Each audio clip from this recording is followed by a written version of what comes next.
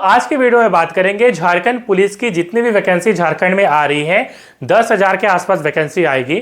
तो इसमें क्या क्या नियम जो है वो बदले हैं, इसमें आपकी चेस्ट कितनी होनी चाहिए, हाइट कितनी होनी चाहिए, एज कट ऑफ क्या होगा, इस पे बात करेंगे। साथ ही साथ वैकेंसी कब आएगी इस पर चर्चा करेंगे।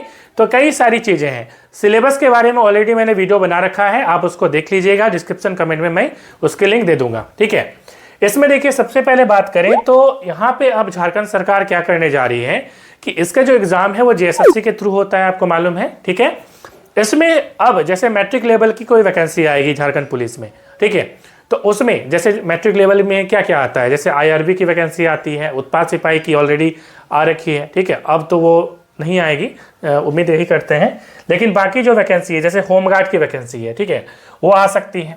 होमगार्ड की आरक्षी की वैकेंसी आएगी फिर से। ठीक है, उसके बाद आपकी जो जेल है, जेल आरक्षी, जेल में जो पुलिस होते हैं, इसके बारे में क्या क्या काम होता है मैंने पिछली वीडियो में बताया है, जिसमें सिलेबस वगैरह बताया, उसको देख लीजिएगा। ठीक है, तो ये सारी जो है वैकेंसी अभी आ सकती है। ठीक है, अब देखिए इसके लिए क्या होना चाहिए, हाइट। पहले हाइट पे बात करते हैं। तो इसमें जो हाइट है, जनरल के लिए हाइट होना चाहिए 160, कम से कम 160 सेंटीमीटर। ठीक है, और आपका जो चेस्ट है वो 81 सेंटीमीटर होना चाहिए। ये किसके लिए है, मेल के लिए है।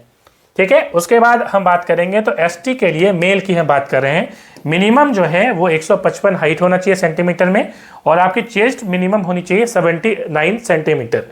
अनुसूचित जाति के लिए यहाँ पे न्यूनतम जो है वो 155 है, और यहाँ पे इसमें 79 है। ठीक है, उसके बाद अत्यंत पिछड़ा वर्ग मतलब BC1 और BC2, इसके लिए 160 आपका मिनिमम हाइट होनी चाहिए, और चेस्ट जो है वो 81 होनी चाहिए।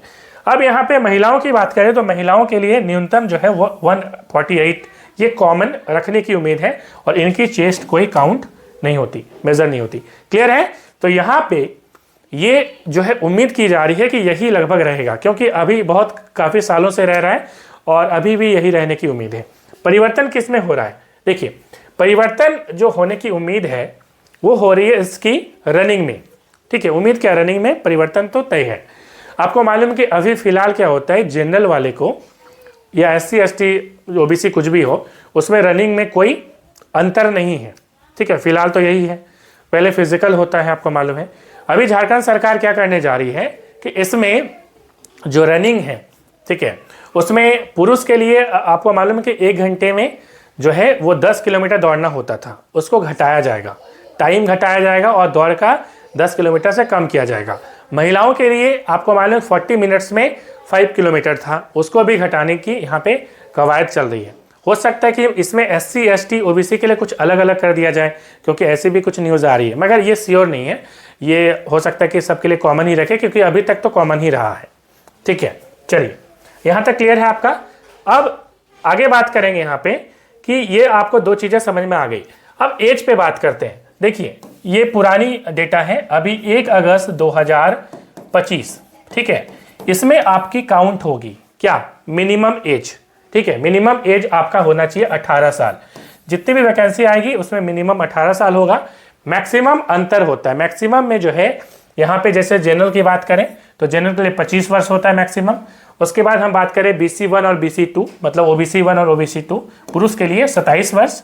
और झारखंड राज्य के स्थानीय निवासी कोई भी हो, मतलब कि यहाँ पे ये जितना भी है ये रिजर्वेशन वाला है, तो रिजर्वेशन में तो झारखंड का निवासी होना ही चाहिए, आपको मालूम है। देखिए अनारक्षित हो, मतलब कि हम UR की बात कर रहे हैं।